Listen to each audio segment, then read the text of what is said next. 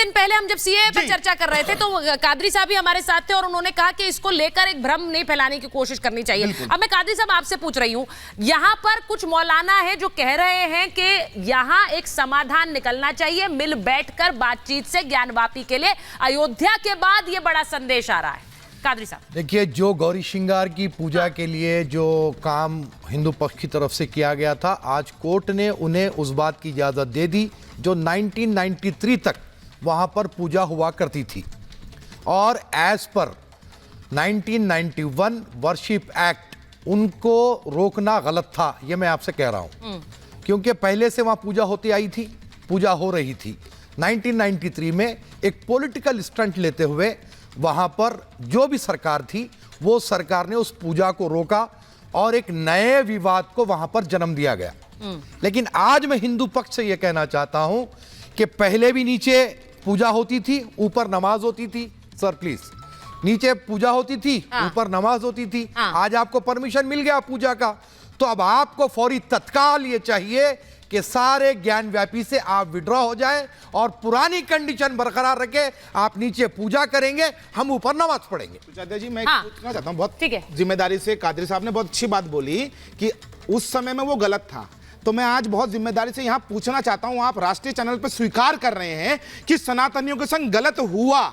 1993 तक वहां पूजा होती थी और बिना किसी आदेश के वहां से पूजा रोकी गई, बैरिकेटिंग की गई। सुन लीजिए ना कादरी साहब, सुन लीजिए ना, मैं आपके बीच में नहीं बोला। देखिए, यहां पर आपको स्वीकार करते हुए मुझे बहुत साधुवाद दे रहा हूं, लेकिन आप मुझे यह बताइए कि जब कोर्ट ने आदेश दे दिया, विष्णु शंकर जैन जी ने इतनी मेहनत की, सभी सनातनियों ने संघर्ष किया, उसका रिजल्ट आया।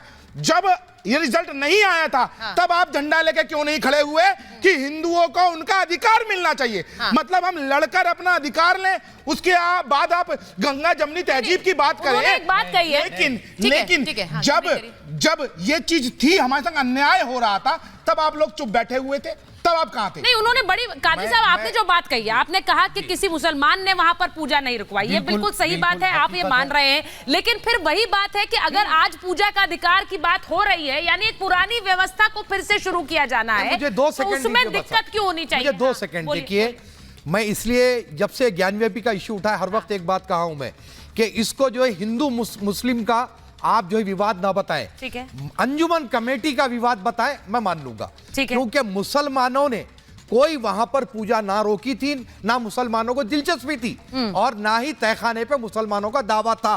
ऊपर नमाज होती थी, नीचे गौरी श्रृंगार की पूजा होती थी। और मैंने ये कहा, कई बार कहा, तो आप क्या ये कह रहे हैं कि आज भी ज्ञानवापी का मुद्दा सारे मुसलमानों से जोड़ा नहीं जा सकता है? सुनिए, उनको इससे कोई जुड़ाव नहीं है, इसे बनाया जा रहा है कि मुसलमान से जुड़ाव है। हाँ, तो फिर तहखाने से जुड़ाव नहीं है, मैं ये बता नहीं, तो तहखाने से जुड़ाव नहीं है क्योंकि वहां तो पूजा हो रही थी, वहां पर आपका जुड़ाव नहीं है। आप भाई जो 93 तक आप जो करते हैं आज भी कीजिए। नहीं, तो फिर अगर इंतजामिया कमेटी, एक मिनट, खाने पे दावा, प्रेम जी के पास जाऊं उससे पहले, हुकूमत पे दावा, ये गलत है। नहीं, विष्णु जी वो कह रहे हैं कि इंतजामिया कमेटी का इसको मामला बताइए, तो इसका सीधा मतलब क्या ये समझा जाए कि बाकी मुसलमानों से भी जोड़कर, वो भी तो एक पॉलिटिकल एंगल है। जवाब साहब, इस पर मैं आपसे जवाब लूंगी, बताइए जरा विष्णु जी, सारे मुसलमानों को इससे जोड़ दिया जाए, जो कि वहां पर शायद ज्ञानवापी का एक मुद्दा ऐसा है जो बनारस से जुड़ा हुआ था, लेकिन अब इसे पूरा हिंदू मुसलमान बना दिया। नहीं, देखिए, ये हिंदू मुसलमान का इशू नहीं है। हाँ। ये एक सिविलाइजेशनल बैटल है, और जो गलती हुई है उस गलती को मान लेना चाहिए। यहाँ पे एक प्री एग्जिस्टिंग मंदिर था, ये बात मैं नहीं कह रहा हूँ, ये आर्कियोलॉजिकल सर्वे ऑफ इंडिया ने अपनी रिपोर्ट में कही है। यहाँ पे 17वीं शताब्दी में मंदिर तोड़ा गया, ये बात आर्कियोलॉजिकल सर्वे ऑफ इंडिया ने अपनी रिपोर्ट में कही है। साथ ही साथ 1676 में औरंगजेब ने मंदिर के ही अवशेषों से इस तथाकथित मस्जिद का निर्माण किया। हिंदू मंदिर के पिलर का इस्तेमाल किया गया इस मस्जिद को रीयूज करने के लिए। हाँ। ये सारी बात आर्कियोलॉजिकल सर्वे ऑफ इंडिया ने कही है। विष्णु भगवान की मूर्ति, गणेश जी की मूर्ति, हनुमान जी की मूर्ति, अलग अलग देवी देवताओं की मूर्तियां मिली हैं। अच्छा, जो पश्चिमी दीवारों को मौलाना साहब, ये सारी बातें ऐसा ही नहीं कही।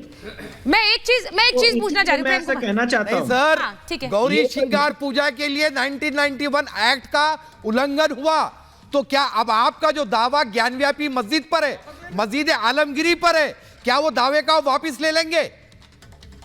क्योंकि वो भी उल्लंघन होगा ना 1991 का।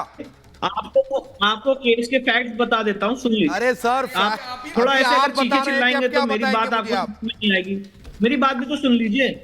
आप स्टूडियो में हैं, मैं यहाँ से जुड़ा हुआ हूँ, तो मैं भी, तो मेरी बात तो थोड़ा सुन लीजिए। आपके घर मैं कहना चाहता हूँ कोई हम केस वापस नहीं लेंगे, समाधान करेंगे इस बात का। अच्छा ठीक है, ठीक है। मैं एक बार प्रेम कुमार जी के पास भी जाऊंगी। विष्णु जी आप बात आगे रखें, मैं प्रेम कुमार जी से बात पूछ रही हूँ। मैं आगे की बात करना चाहती हूँ। प्रेम कुमार जी, इसका समाधान क्या है? इसका समाधान इसलिए पूछ रही हूँ क्योंकि जब राम मंदिर से, भव्य राम मंदिर से तस्वीरें आती हैं, वो तस्वीरें मैं चला भी रही हूँ, जरा स्क्रीन पर चला भी दीजिए। कई मुसलमान वहां जाते हैं, वो कहते हैं कि राम हमारे पूर्वज थे। मेरा सवाल ये है कि क्या बातचीत से इसका समाधान निकल सकता है? क्योंकि अब तो तथ्य सामने आ गए, मंदिर के जो अवशेष थे, मंदिर की जो वहां पर खंडित मूर्तियां हैं जो चीख चीख कर खुद गवाही दे रही, वो सामने है। सुचारिता जी, देखना ऐसे होगा कि हमारा देश अतीत में बहुत सारी गुलाम रहा, बहुत सारे लोग आए, अंग्रेज आए, मुगल आए, उनका शासन रहा, हर तरह का शासन रहा और सभ्यताएं बदलती रही।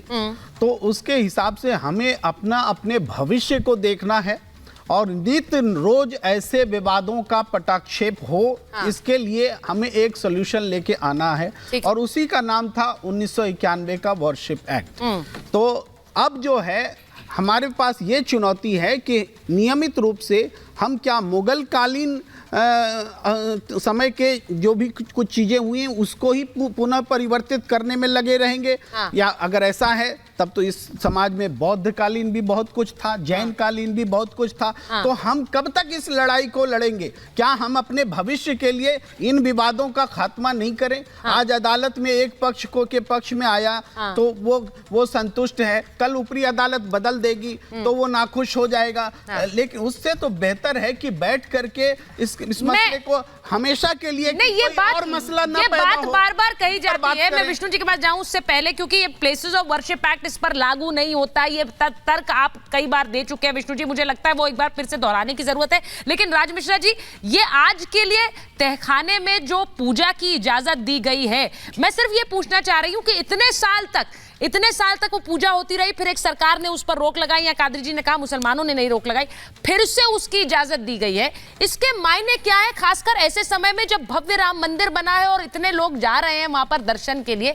अब काशी की बात हो रही है। सुचरिता जी, सबसे पहले तो मैं एक बात कहना चाहूंगा, ऐसा नहीं कि हम पर मुगलों ने ही अत्याचार किया, हम पर कुछ सरकारों ने भी खूब अत्याचार किया है। मुगलों ने ही अत्याचार नहीं किया, मुगलों ने तो हमारे पूजा पाठ को बंद कराया, मुगलों ने तो मंदिर को तोड़ा, औरंगजेब ने तो मंदिर तोड़ करके जो कुछ करना था बनाने का प्रयास किया वो तो किया ही, लेकिन कुछ सरकारें भी आई जिन्होंने मुगल जैसा ही काम किया और हमारे पूजा पाठ को बंद कराया। तो 1993 में वही हमारे साथ किया गया था। एक बात और कहता हूं, मुझे दाद देनी चाहिए मैं आप सबको, जो मेरे यहां मुस्लिम प्रवक्ता बैठे हैं और जो वहां डिफेंड कर रहे हैं बैठ करके, जो कोर्ट केस को भटकाने का प्रयास कर रहे हैं। देखिए, सच्चाई के लिए लड़ना आसान है, विष्णु शंकर जी सच्चाई के लिए लड़ रहे हैं तो यह आसान है, लेकिन यह पता होना कि हम गलत है, यह पता होना कि हम झूठे हैं, उसके बाद लड़ना बहुत मुश्किल है। और यह पता होने के बाद भी अगर वहां एक पक्ष लड़ रहा है तो मुझे उसको दाद देना चाहिए। एक